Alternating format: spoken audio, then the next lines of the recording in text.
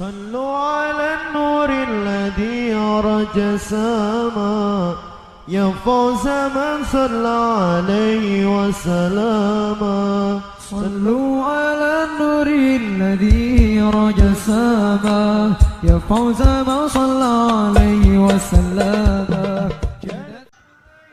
Assalamualaikum warahmatullahi wabarakatuh. Yang kami hormati Bapak Asyid Mahasin selaku dosen pengampu mata kuliah studi fikih serta teman-teman yang berbahagia. Pertama-tama, marilah kita panjatkan puja dan puji syukur kehadirat Allah SWT yang telah melimpahkan rahmat, taufik serta hidayahnya kepada kita semua. Salawat serta salam semoga tetap tercurah limpahkan kepada junjungan Nabi Agung Muhammad SAW yang telah membawa kita dari zaman jahiliyah ke zaman Islamnya seperti sekarang ini.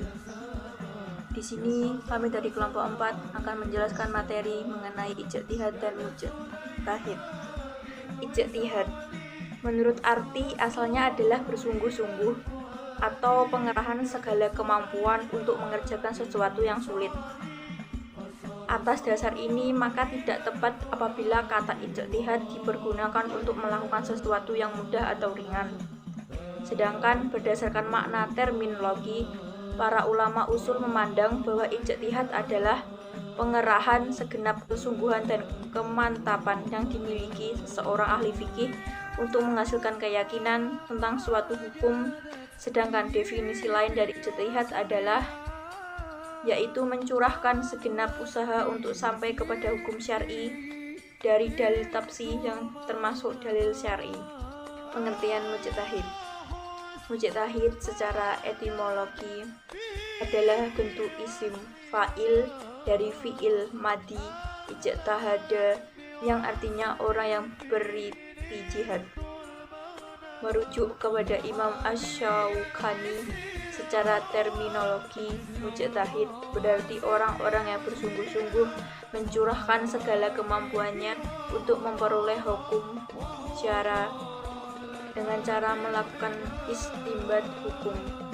Saya Fitria Dewi Asyid Anggraini akan menjelaskan tentang ruang lingkup ijtihad melanjutkan presentasi yang sebelumnya. Secara garis besar, ruang lingkup ijtihad dapat dibagi menjadi dua. Yang pertama yaitu peristiwa yang ketetapan hukumnya masih dzonni, yaitu dalil-dalil yang masih belum pasti penunjukannya dalam suatu masalah atau masih diperdebatkan. Tugas utama para mujtahid dalam masalah ini adalah menafsirkan kandungan nas, kemudian menetapkan hukum-hukum yang termuat di dalamnya. Contohnya adalah bersentuhannya antara laki-laki dan perempuan dapat membatalkan wudhu atau tidak, kewajiban suami istri, dan lain-lain. Yang kedua, peristiwa yang belum ada nasnya sama sekali. Tugas utama para mujtahid dalam masalah ini adalah merumuskan hukum baru atas peristiwa tersebut dengan menggunakan kekuatan ra'yu atau akal. Contoh masalah ini adalah hukum bayi tabung, transplantasi organ tubuh, keluarga berencana, dan lain-lain. Dengan demikian, ijtihad tidak dapat dilakukan terhadap persoalan hukum syara' yang sudah qat'i dolalah atau memiliki kepastian hukum dari nas. Contoh dalam hal ini adalah sholat 5 waktu. Sholat 5 waktu wajib hukumnya secara qat'i berdasarkan perintah dalam Al-Quran dan hadis serta ijma' ulama. Oleh karena itu, tidak diperbolehkan lagi menafsirkan atau berijtihad dalam masalah kewajiban sholat 5 waktu. Di sini saya akan melanjutkan pembahasan materi mengenai jenis-jenis ijtihad.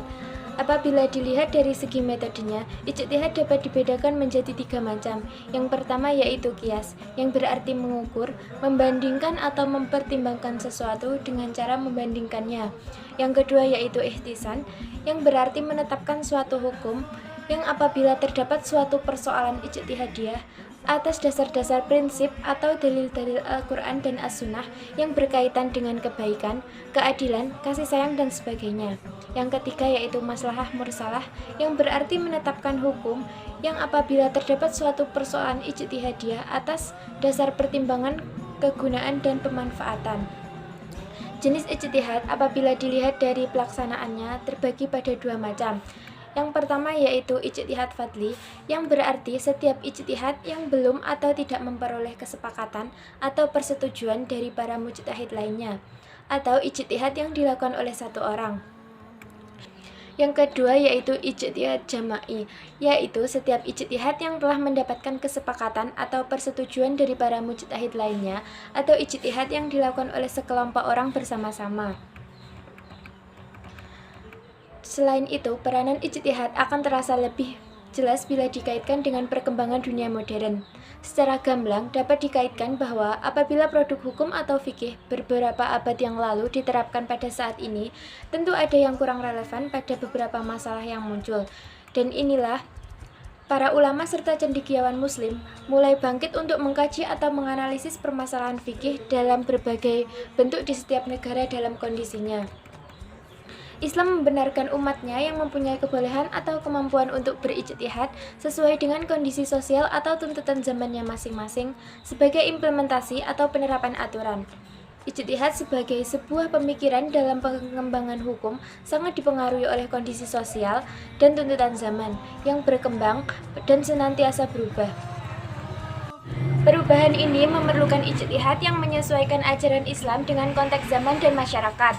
Akan tetapi, dalam masalah ijtihad, ada hal yang perlu diperhatikan, yaitu masalah kondisi ajaran Islam. Ada ajaran Islam yang bersifat absolut dan universal. Di samping itu, ada juga ajaran Islam yang tidak bersifat absolut dan universal, melainkan bersifat kondisional, temporal, dan parsial. Ajaran yang bersifat Islam adalah keseluruhan ajaran dasar yang terdapat dalam Al-Quran dan Sunnah mutawatir. Tetapi ajaran yang dapat diperbarui atau dirumuskan ulang adalah ajaran yang tidak bersifat absolut, yakni bersifat kontemporer. Sekian presentasi dari kelompok kami. Apabila ada salah tutur kata atau penyampaian materi yang kurang berkenan, kami mohon maaf yang sebesar-besarnya. Wallahul muwaffiq ila aqwamit thoriq. Wassalamualaikum warahmatullahi wabarakatuh.